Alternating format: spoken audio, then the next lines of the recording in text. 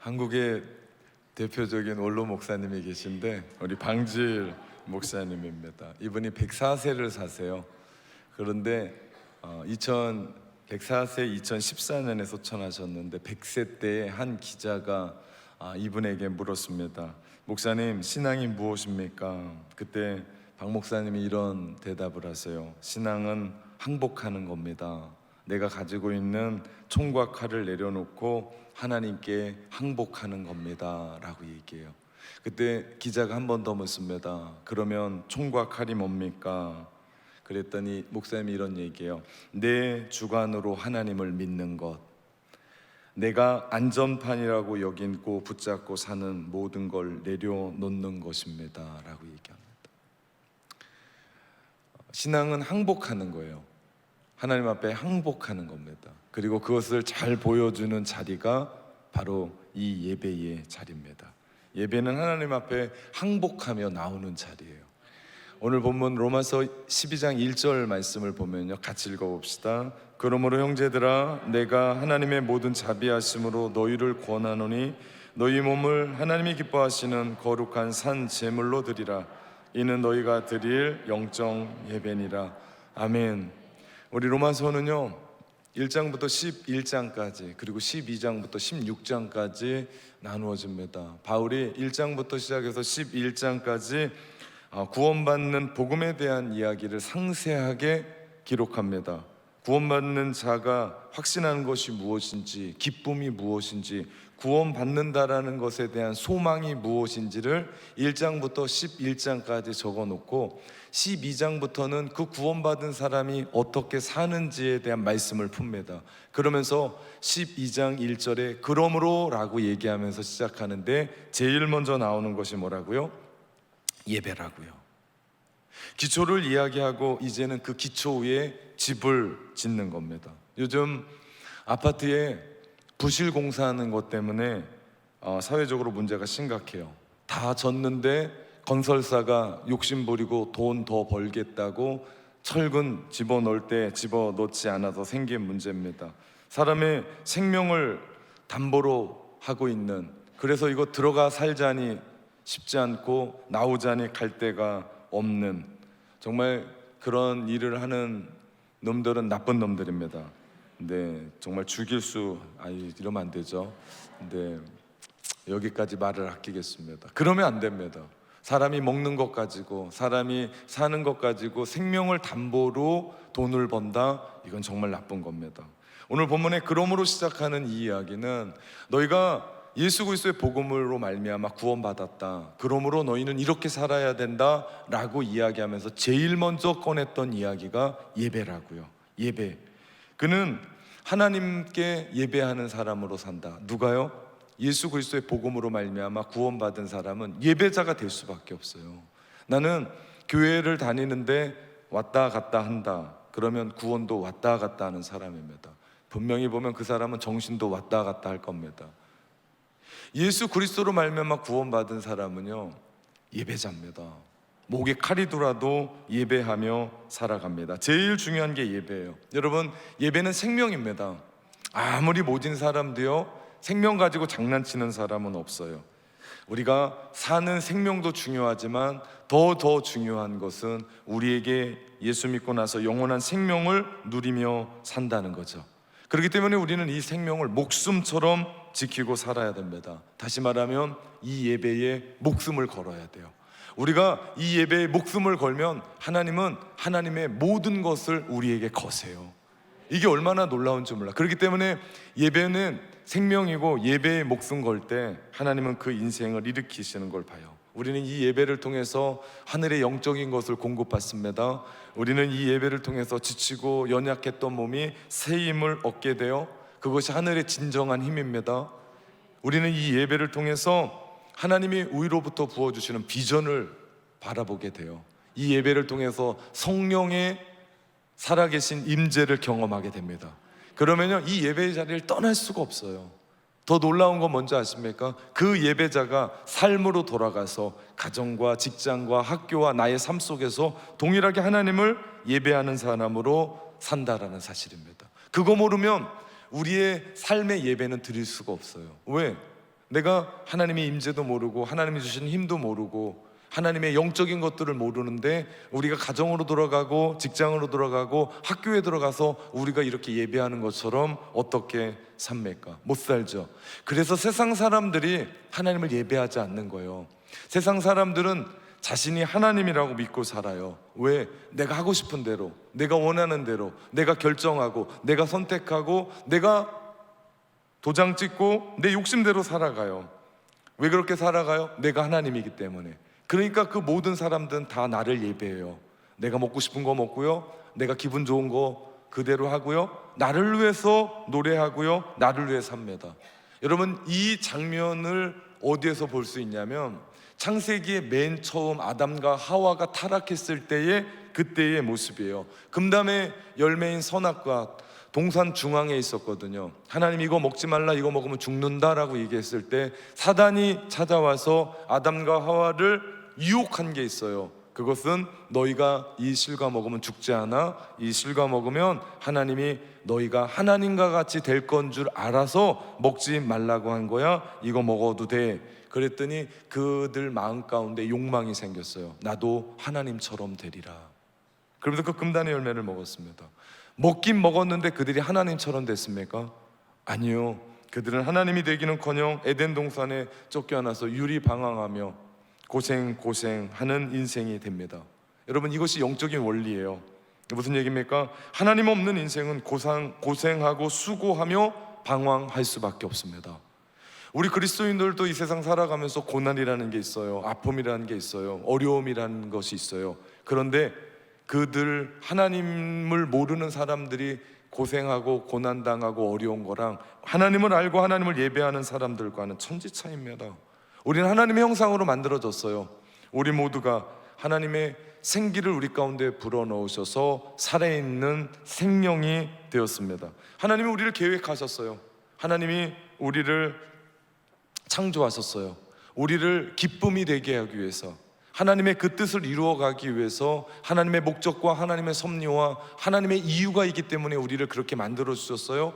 그 안에서 우리는 빚어갑니다. 그 안에서 우리가 하나님을 예배합니다. 여러분, 이 모습이 예배예요. 우리의 삶에 뭔가 부족해도, 조금 연약해도, 병이 조금 있고 내가 일이 잘 안 풀리고 속상하고 눈물 나는 어떤 일이 있어도 괜찮습니다. 중요한 건 내가 완전하신 그 하나님을 예배하고 있다는 사실이죠. 나는 완전하지 않아도 돼요. 나는 완전할 수도 없습니다. 그런데 우리에게 너무나 놀라운 건 우리로 하여금 그렇게 부족한 우리가 완전하신 하나님을 예배하게 하신다. 그리고 우리 하나님은 그 예배를 흠양하시고 우리 가운데 은혜로 부어주신다. 이것이 얼마나 중요한지 몰라요. 그렇기 때문에 우리가 찬양할 때 우리 두 손을 들고 하나님을 예배하는, 오늘 다윗처럼 춤을 추면서 정말 제 마음은 펄펄 뛰었습니다. 같이 다 뛰려고 그랬더니 분위기가 아니에요. 다 뛰면 내일 새벽에 다 못 나오게 생겼어요. 제가 꼭 참았습니다. 내가 다음에 하리라. 너무나 신나지 않습니까? 다윗처럼 춤을 추면서 이들이 하나님 앞에 뛰는 그 모습. 예, 이게 뭡니까? 내가 하나님 앞에 항복합니다. 오늘 우리가 예배 드리면서 아멘, 아멘 우리가 함께하며, 좀 쑥스러운 사람은 다 압니다. 고개를 끄덕이고 발을 두드리고 내가 손을 한 번씩 치며, 무슨 얘기입니까? 이 모든 행동이 내가 하나님 앞에 항복합니다. 어떤 찬양이 내 안에 흘러오는데 나는 무명한데, 나는 아무것도 아닌데, 힘이 없는데, 두 손을 들고 내가 하나님을 찬양할 때 무슨 얘기입니까? 내가 하나님 앞에 항복합니다. 나의 것들 내려놓습니다. 하나님 걸 받아들이겠습니다.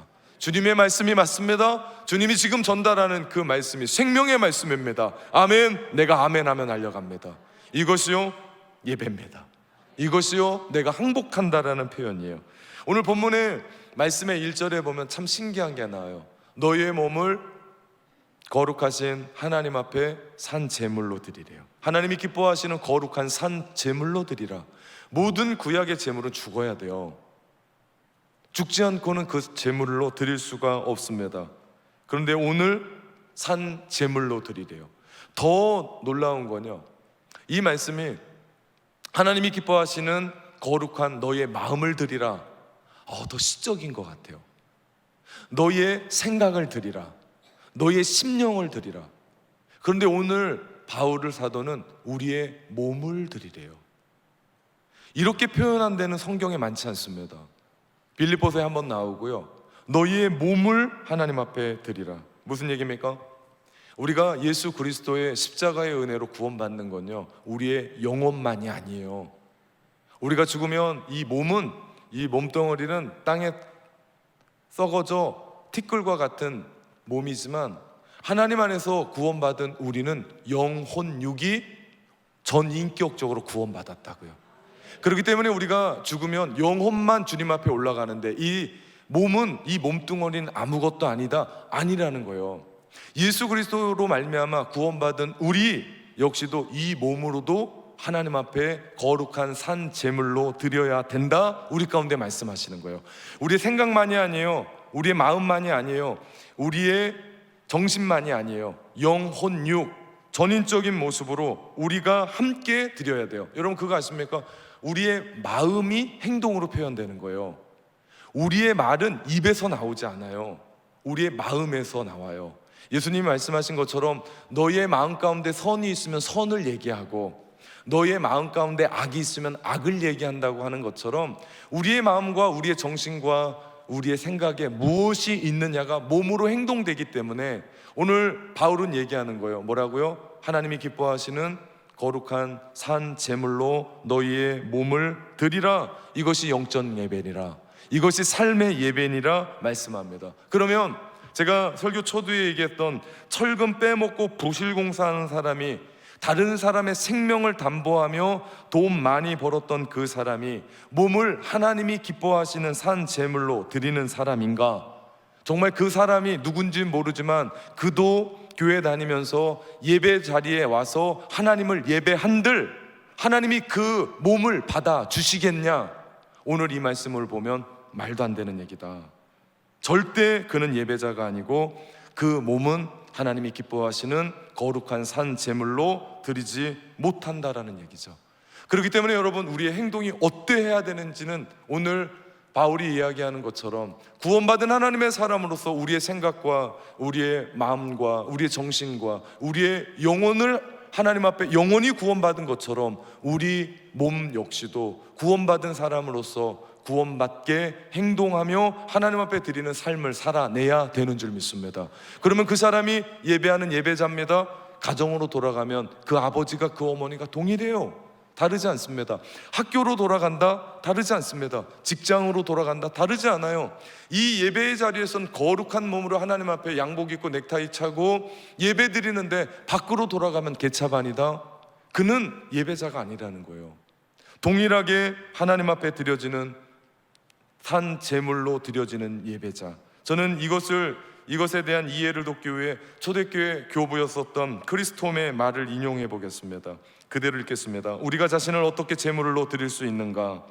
우리 눈이 사악한 것을 보지 않는 것이 자신을 제물로 드리는 것이고, 자신의 혀로 더러운 말을 하지 않는 것이 제물로 드리는 것이고, 손으로 불법의 일을 하지 않는 것이며, 다른 성도들과 함께 찬양과 말씀으로 하나 되는 것이 예배를 드리는 것이다. 이와 같이 성도가 하나로 모여 예배하는 것은 자신의 몸을 제물로 드리는 것이다. 이것이 초대교회 크리스톰이라고 하는 초대 교부가 우리의 삶이 하나님의 말씀으로 거룩해지고 자신을 하나님의 뜻대로 자신의 몸을 거룩한 산 제물로 드리는 영적 예배라고 이야기합니다. 이 예배는 이 자리만이 아니에요.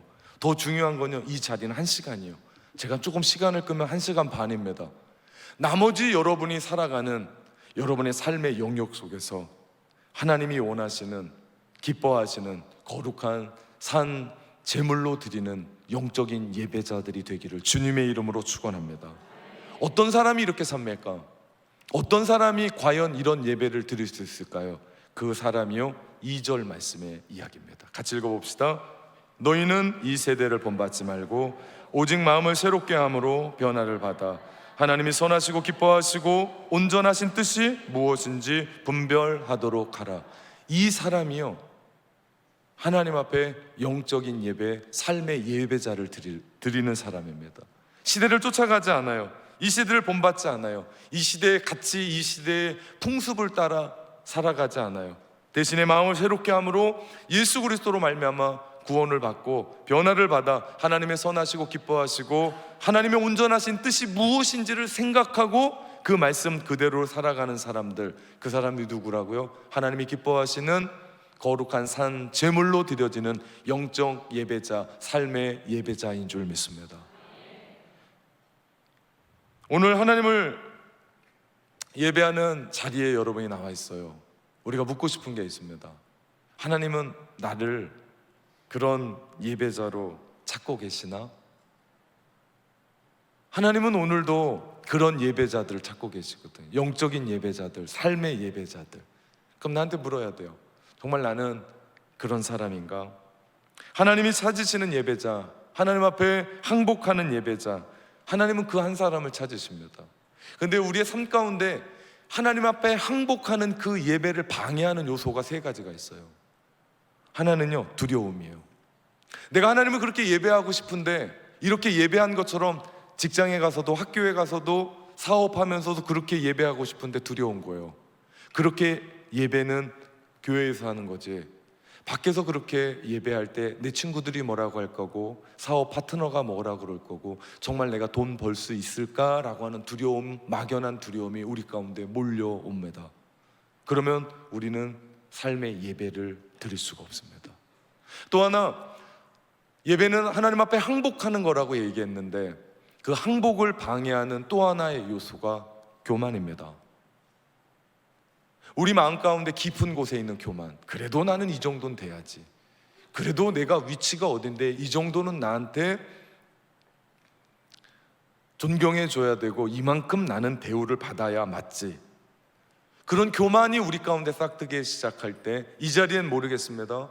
그러나 우리가 돌아가는 가정에서 그래도 나는 아버지지, 그래도 나는 엄마인데, 그래도 나는 사회적으로 이만한 지위가 있고 지금 내 나이가 몇 살인데, 그러면서 우리 가운데 교묘하게 들어오는 그 부분으로 우리의 삶의 예배를 막는 것이 있습니다. 또 하나는요, 혼돈스러워요. 혼란입니다. 세상에 참 많은 것들로 혼란스러워졌어요. 예전에는 남녀가 결혼하는 것이 당연했어요. 그런데 이제는 강단에서, 이게 한국교회도 거룩한 방파제가 무너지면 강단에서도 결혼은 남녀가 하나님이 짝지어준 사람들이 하는 겁니다 라고 얘기 못할 지경이 올 겁니다. 뉴질랜드는 벌써 11년 전에 그게 깨졌어요. 그래서 목사가 남녀가 결혼한다 얘기하면 안 됩니다. 그냥 두 사람이 결혼한다고 얘기해요. 교리에서도 빠졌어요. 이제 어떤 일이 일어났냐면 이제는 그 아이에게 너는 남자고 너는 여자야 라고 얘기할 수가 없는 처지에 이르렀습니다. 이번에 신문이 하나 났는데 정말 기겁했습니다. 뭐냐면 남자예요. 전 남자잖아요. 안 믿으시네. 벗어야 되나? 제가 남자잖아요. 근데 제 생각으로는 여자예요. 뉴질랜드에 있었던 얘기입니다. 이번에 신문에 난 거예요. 나는 생각으로 여자예요. 선생님한테 가서 선생님 저 여자예요 그러면서 걔가 어디로 들어갔어요? 여자 탈의실로 들어갔어요. 수영장. 발칵 뒤집혀졌습니다. 근데 이거를 지금까지 해놨었던 법률로는 막을 게 없어요.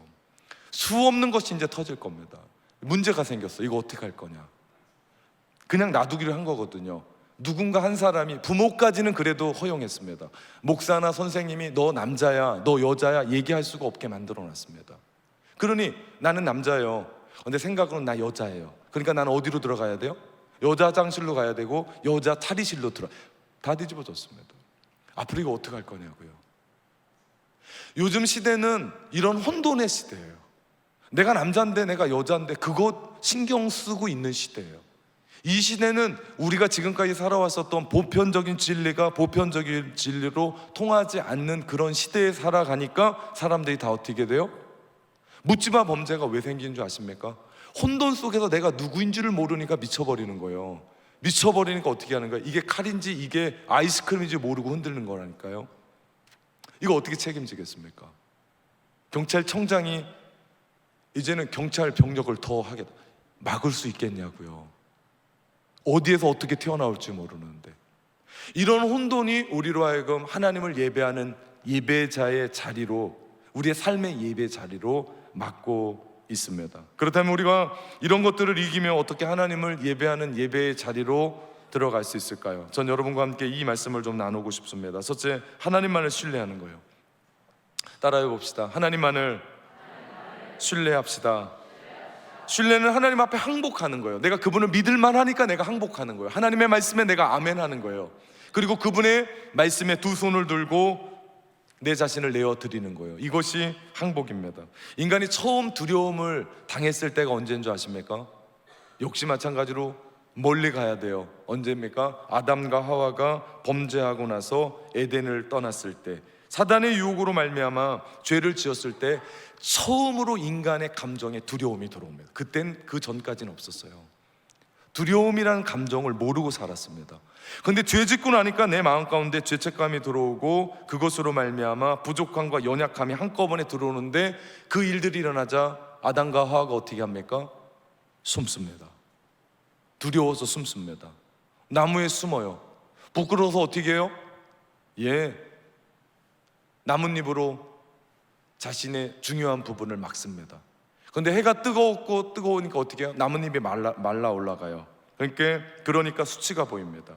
우리를 너무나 잘 아셨던 하나님은 그걸 그냥 보시지 않으세요. 그리고 나서 가죽옷을 입혀주시죠. 여러분, 이것이 복음입니다. 여러분, 그 가죽옷은요, 하늘에서 뚝 떨어진 게 아니에요. 분명히 동물이 죽었을 거라고요. 그러면서 아담과 하와에게 부끄러움을 덮어주기 위해서 가죽옷을 입히십니다. 여러분, 그 가죽옷은 예수 그리스도입니다. 예수 그리스도께서 십자가에서 우리를 위해 피 흘리셔서 우리의 부끄러운 죄, 두려울 수밖에 없는 우리를 덮어주신다고요. 그러면서 우리는 두렵지 않습니다. 우리는 이제 부끄럽지 않아요. 이제는 예수 그리스도께서 십자가의 은혜로 우리를 구원해 주셨기 때문에, 그렇기 때문에 세상을 예배자로 살아가기 위해서 혹시 이 자리에 두려운 사람 있습니까? 부끄러운 사람 있습니까? 걱정하지 마시라. 예수 그리스도께서 십자가에서 흘리신 피로 우리를 덮어주셨으니, 가죽옷을 입혀주셨으니, 여러분 당당하게 담대하게 거침없이 여러분 삶의 예배자로 살아가시기를 주님의 이름으로 축원합니다. 예수 그리스도와 함께하면 우리는 두렵지 않습니다. 제가 여기는 잘 모르겠는데요, 제가 물어보질 않아서 제가 집에 잘 안 들어가네요. 뉴질랜드에 있을 때 우리 애들은 다 도시락 싸가. 여기처럼 멋진 금식이 없습니다. 도시락, 샌드위치겠죠. 싸가서 제가 물어봤습니다. 이거 먹을 때 기도하냐? 궁금하지 않아요? 애들 다 그냥 이렇게 앉아서 먹는데 이거 기도하냐? 그랬더니 우리 집에 한 놈이 인격이 있어서 이름을 바꿀 수는 없는데, 그 놈이 뭐라고 그러면 고개를 숙였다가 얼른 일어나서 먹는데요. 네가 병아리냐? 뭐 고개만 숙이고 일어나냐? 여러분, 우리 안에 이 담대함이, 당당하게 하나님이 주셨습니다, 기도하며 먹고, 이건 아무것도 아니잖아요. 조금 있어 보십시오. 나는 교회 다녀. 나는 예수 그리스도로 말미암아 구원받았어. 나는 하나님의 자녀야. 이런 당당함을 이야기할 수 있는 그런 시대가 조금 있으면 더 없어집니다. 지금도 그래요.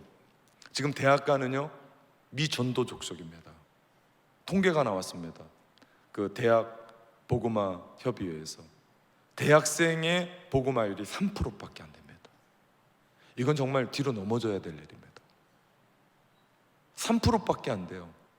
여러분, 이러할 때 우리가 예배하면서 그 두려움 때문에 삶의 예배 자리로 못 가는데, 교회는 그만두고요, 우리의 삶의 자리에서 그 아이들 하나님 앞에 전적으로 신뢰하며 하나님 앞에 달려나갈 수 있는 그런 담대한 그런 모습이 그들 가운데 있어야 되지 않을까요? 예수 그리스도 믿을 때 우리가 무엇을 믿습니까?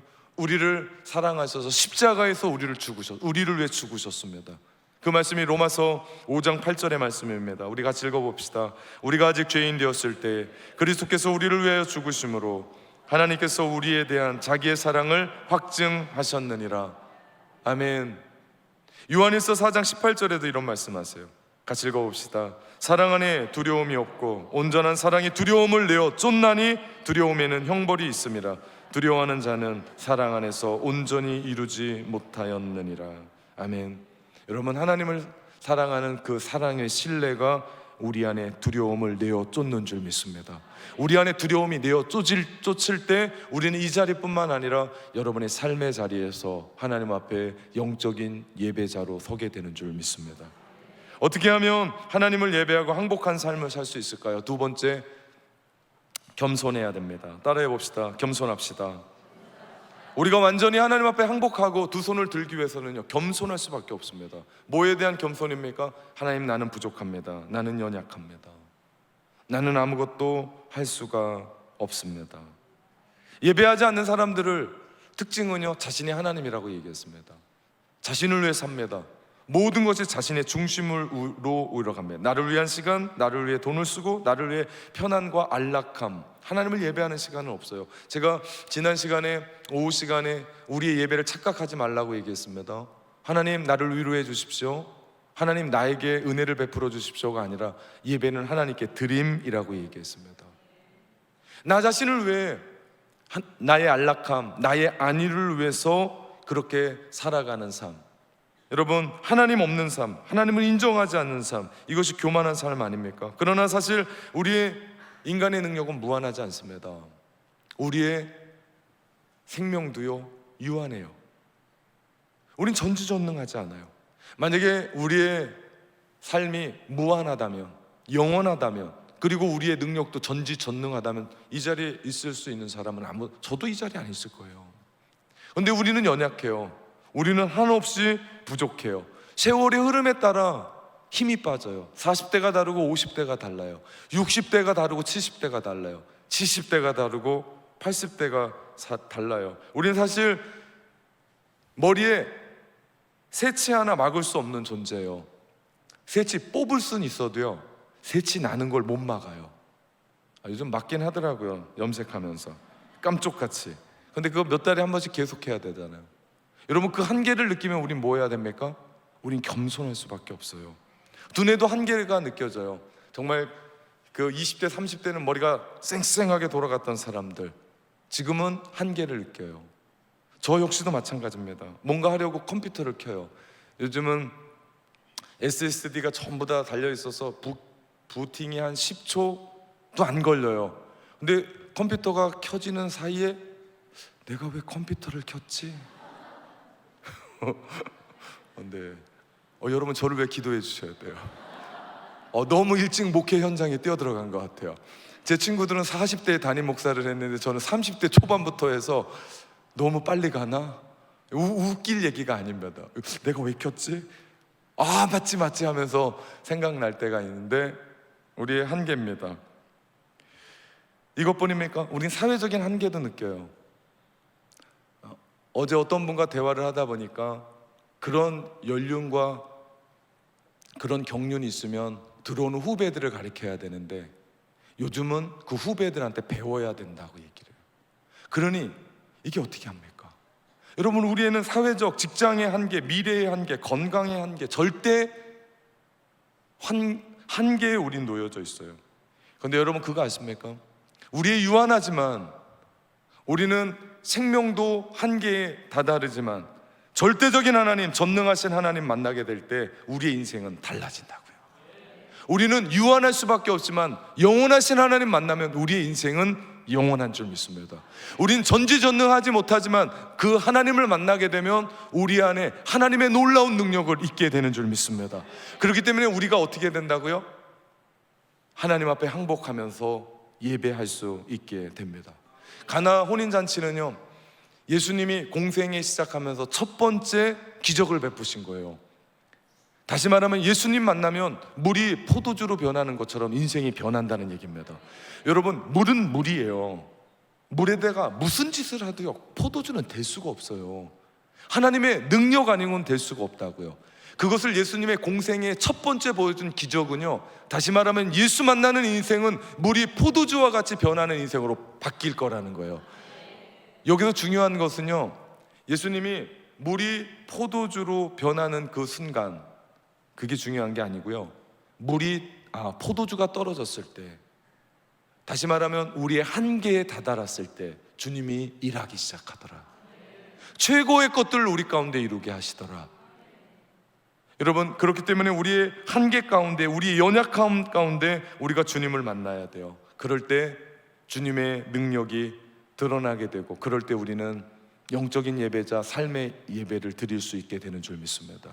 마지막입니다.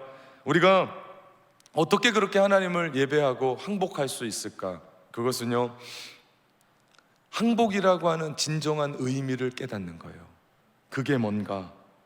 항복은 게으름이나 포기나 자포자기가 아닙니다. 겁쟁이가 아니에요. 비이성적으로 떨어지는 게 아니에요. 항복한다는 건 나를 통해서 일하시는 하나님께 순종하는 겁니다. 나는 할 수 없지만 내가 하나님 앞에 항복합니다. 나를 통해 일하여 주옵소서. 내가 내 힘으로 일하면 이것밖에 못해요. 내가 하나님 앞에 항복하고 순종하면 하나님의 능력대로 우리는 일하게 되는 줄 믿습니다. 그렇기 때문에 우리가 삶의 예배자로, 가정으로 돌아가고 학교로 돌아가고 일터로 돌아가서 우리가 예배자로 서는 것이 맞습니다. 즉, 항복의 진정한 의미는 그리스도께서 내 안에서 역사하시도록 우리의 것들을 내려놓는 거예요. 나의 기득권을 내려놓는 거예요. 제가 목사인데, 담임 목사의 기득권을 내려놓고 내가 가정으로 돌아가고 우리 청년들을 만나고 성도들을 만나면서 함께 할 때 저는 하나님께 드려지는 영적인 예배, 삶의 예배를 드려 하나님 앞에 영광 돌리는 삶 살게 되는 줄 믿습니다. 우리 역시도 마찬가지예요. 하나님 앞에 항복하는 거예요. 우리가 중요한 건 그분을 더 알아가는 겁니다. 항복의 의미를 알아가는 것처럼 하나님을 더 알아가면 알아갈수록 우리는 우리의 어깨에 힘을 빼고, 하나님, 우리를 통해서 일하여 주옵소서. 그럴 때 우리 안에 있는 세상이 미쳐 돌아가지만, 세상이 비진리로 살아가지만, 세상의 가치로 살아가지만 우리는 그것 때문에 혼돈하지 않습니다. 왠지 아십니까? 하나님의 절대 진리 예수 그리스도가 우리 안에 있을 때 세상의 것들이 우리 들어와서 혼탁하게 만들지 않을 것이고, 그것으로 말미암아 우리는 흔들리지 않을 줄 믿습니다. 오늘 오닉스 청년 목장에서 나는 요즘 진정한 예배 하나님 앞에 드리고 있는가? 다시 말하면 나는 하나님 앞에 진정한 항복하며 살아가는 영적인 예배자, 삶의 예배자인가를 나누었으면 좋겠습니다. 그럴 때 혹 부족하다면 내가 무엇이 부족한지를 좀 나눴으면 좋겠어요. 우리가 하나님 앞에 항복할 때 찾아오는 축복이 있습니다. 첫 번째는요, 우리 안에 진정한 자유와 평화를 경험해요. 그 전까진 모릅니다. 그런데 내가 하나님 앞에 항복하잖아요. 그리고 내가 하나님께 예배하러 들어가잖아요. 그러면 우리 안에 하늘로부터 부어주시는 세상이 줄 수 없는 평화와 자유를 경험하게 될 줄 믿습니다. 이 앞에서 다윗처럼 춤을 추자고 했을 때 뛰는 청년들은 자유가 있는 사람들이에요. 네, 진짜입니다. 춤을 좀 출 수 알아서 추는 게 아니라 누구 앞에서요? 하나님 앞에서 진정한 자유자로, 저 사람이 나를 저렇게 보면 나는 어떨까, 이런 마음이 없습니다. 누구 앞에서? 하나님 앞에서. 우리 마태복음 11장 28절에 보니까 수고하고 무거운 짐진 자들아 다 내게로 오라 내가 너를 쉬게 하리라. 우리가 하나님 앞에 그런 예배자, 그런 영적인 예배로 하나님 앞에 드릴 때 우리 이 자리는요, 하나님이 주신 진정한 쉼을 얻게 되는 줄 믿습니다. 하나님 앞에 맡길 때 하늘로부터 우리 가운데 풍성한 것들이 들어오는데 감당하지 못할 겁니다. 그러면서 여러분의 얼굴은 펴질 겁니다. 옆 사람을 한번 보십시오. 펴야 되는지 아니면 펴져야 되는지. 두 번째는요, 우리가 그렇게 하나님 앞에 항복할 때 하나님이 주시는 능력을 경험하게 됩니다. 우리가 담대하게 거침없이, 이건 성경의 표현이잖아요. 근데 이 말씀 묵상하고 계속해서 기도할 때 내 인생 안에 하나님이 이끌어 가시는 역사가 일어나죠. 이것을 바울이 알았어요. 그래서 에베소서 1장 18절 19절에 보니까 너희 마음의 눈을 밝히사 그의 부르심의 소망이 무엇이며 성도 안에서 그 기업의 영광의 풍성함이 무엇이며 그의 힘의 위력으로 역사하심을 따라 믿는 우리에게 베푸신 능력의 지극히 크심이 어떠한 것을 너희로 알게 하시기를 간구한다라고 얘기합니다. 사도 바울이 하나님 앞에 항복했을 때 부르심의 소망이 무엇이고 기업의 영광이 무엇이고 풍성함이 무엇이며 그 힘의 역사가 일어나는 것이 무엇인지를 간증하고 있는 거예요. 여러분 역시도 마찬가지입니다. 우리가 하나님 앞에 이 예배의 자리에서 내가 두 손을 들고 하나님 앞에 항복했더니, 나의 기득권을 내려놨더니, 나의 교만을 내려놨더니, 나의 두려움을 내려놨더니, 혼란을 내려놨더니 하나님이 우리 가운데 역사하시는데 우리 가운데 한없는 능력을 우리 가운데 부여해 주시더라. 여러분, 그거 경험하면 우리 예배의 자리를 떠날 수가 없습니다. 마지막 세 번째는요, 우리가 하나님 앞에 항복할 때 우리는 더 강해져요. 이것이 놀랍습니다. 우린 약하거든요. 고린도후서 2장 10절에 바울은 12장 10절에 이런 얘기를 해요. 이는 내가 약한 그때에 강함이라. 여러분, 세상은요, 세상 앞에서는요, 연약함을 드러내면 바보라고 얘기해요. 그 연약함을 공격합니다. 그래서 하나님 앞에 나와서도요, 하나님, 내가 연약합니다, 나 부족합니다, 내려놓을 수가 없는 거예요. 그런데 하나님 앞에 서서 우리가 연약함을 내려놓을 때, 하나님 앞에 항복하게 될 때 우리의 인생의 진정한 행복이 시작되는 줄 믿습니다. 그러나 우리가 하나님께 항복하지 않으면 우리는 그 무언가에게 항복해요. 사람에게 항복합니다. 돈에게 항복합니다. 권력에게 항복합니다. 욕망에게 항복합니다. 쾌락에게 항복하게 돼요. 그리고 그것이 나에게 주는 행복이라고 착각합니다. 절대 속지 마십시오. 그것은 인생을 불행하게 만들죠. 오늘 말씀을 들으면서 여러분 마음 가운데 가시는 생각이 뭡니까? 스스로 살려고 했었던, 발버둥 쳤었던, 내 힘으로 살려고 했었던 그 모든 것이 부질없다고 생각이 들지 않습니까? 약한 종이는요, 아무것도 아닌 종이, 이 종이는요, 그냥 이대로 두면 그냥 찢어져요. 아무것도 아닙니다. 우리가 이런 존재예요. 그런데 이 연약한 종이가 전봇대에 붙이면요, 이 종이는 전봇대가 부러지지 않는 이상 떼지지 않습니다. 찢겨지지 않습니다. 마찬가지예요.